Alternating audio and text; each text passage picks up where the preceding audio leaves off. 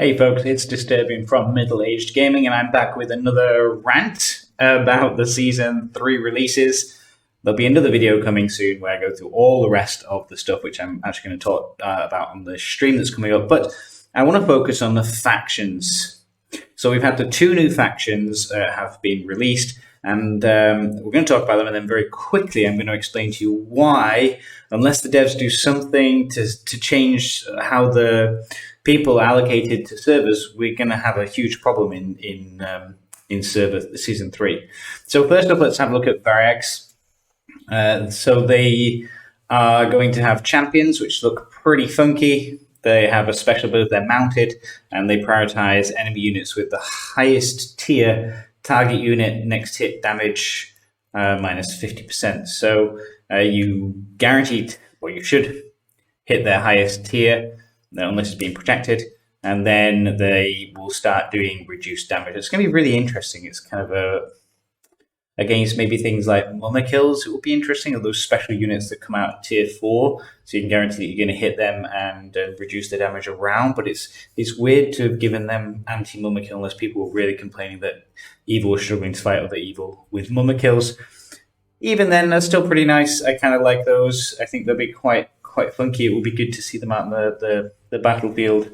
And the second faction to be looking at is Gundabad, who will have a Warlords, and they have two special abilities that are unlimited power, so they ignore 50% of the target's defense. We're starting to see that a lot now. I don't know why we're getting so many units and so many abilities that are ignoring defense or halving defense. It's just going to make defense fairly useless. So that's something they really need to keep an eye on. I'm not entirely sure why they've gone down that path here. And Shove, which is super, super cool. So their normal attacks attack both a melee unit and a ranged unit when applicable and deals 100% damage. So, these guys are going to go boom, boom with a double attack, as long as the opponent has melee and ranged units. So later on in combat, maybe, or if maybe they're attacking with pure Cav March with no Bow Knights, then or a pure melee infantry build, you will be doing slightly less damage, but generally speaking, you're probably going to be good for dealing double attacks with Gundabad. So, what is my issue? Some people are going to say two new evil factions, that's going to be great because it balances everything, there's more fairness, there's parity. To be fair, they would have been able to achieve it better by releasing a whole host of new evil commanders to try and get the numbers to be balanced, but I think already I've started to see that there's going to be new good commanders, which doesn't really help the balance.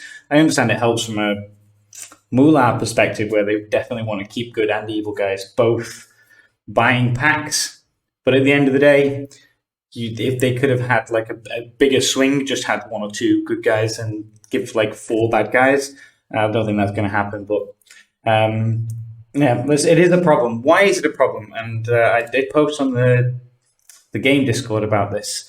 So I did post this. Some people caught it, but I'm going to tag in and explain what I mean in this video. The problem we have, especially on those servers up to 75, the very, very old servers, where we only had 6 playable factions. So for those of you in slightly higher servers, where you only ever had 10 playable factions, well, before that, for those of us at the very beginning, for the first sort of like, I think it was about 80 or so, we had only 6 playable and only 2. We didn't have Arnold, we didn't have Linden. We had Gundabad and we had Rune, but they were NPCs. So what this problem created that in the first season for those players, you had 4 good factions that were playable and you had 2 evil factions that were playable. That means if, let's say we take every single one of those servers and imagine that they were full. So coming out of season 1, 33% of the player base are playing evil. 66% of the player base are playing good accounts. So think about all that. So if you've got 1,000 people playing, then you've got 333 of those are evil and 666 of those are good. You already see this problem. You can see the underlying problem of how it's going to manifest. When we extrapolate that to season 2, for those very old servers. And this is the point at which the newer servers begin. So if you were playing on one of those higher, newer servers where you had 10 playable factions, then you had 6 good and you had 4 evil. So this would be your starting point for this comparison. Things will still get worse, you'll see. But for Season 1 going to Season 2, you had this problem where 333 out of every 1,000, 33% of players were playing as evil. Now all of a sudden, 40% of the places available are evil.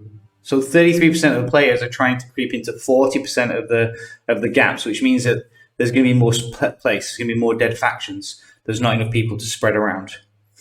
And moving on then into Season 3, where we have a huge problem for those older servers before Server 60, when you go into Season 3, we've got 33%. And we're working, all this is based on roleplay, don't forget, because you might have mix and match with the mixed servers, but the majority of people play roleplay. So we're going off this. All those roleplay players, there's going to be very, very little change. There are some players who will switch and go to evil or switch to go to good, but they're in the minority.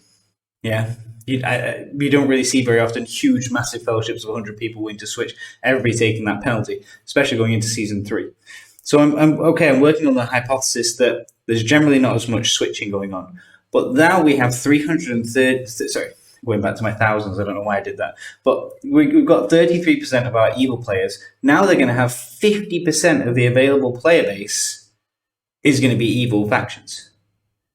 That's a huge difference. That's going to have so many dead factions, so many of the evil stuff just not going to be, available to fight. You're going to end up needing a whole lot of people having to switch factions when they realize that maybe theirs only got half a fellowship or one fellowship and they're not going to be able to achieve much. And the flip side is those good players, as a proportion now, they started off with 66% of them. Now they're filling 50% of the places. So that means there's going to need to be more places. There's going to be you can't limit the amount of people going into factions, which has huge other dire consequences because you have to have those numbers higher as a parity across all factions to accommodate those evil players that want to primarily be located in a couple of factions.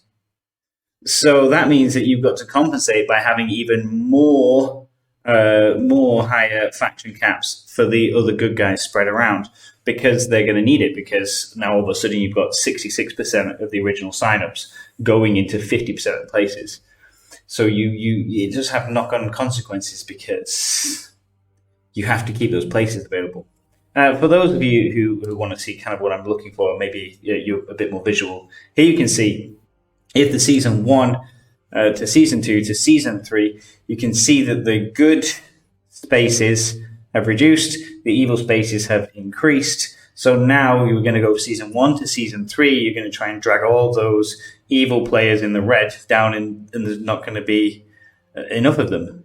Whereas likewise on the good side, there's just too many, so it means your factions are going to have to be bigger, there's going to have to be more space, so we're going to have more imbalance issues. Let me know if you agree, if you disagree.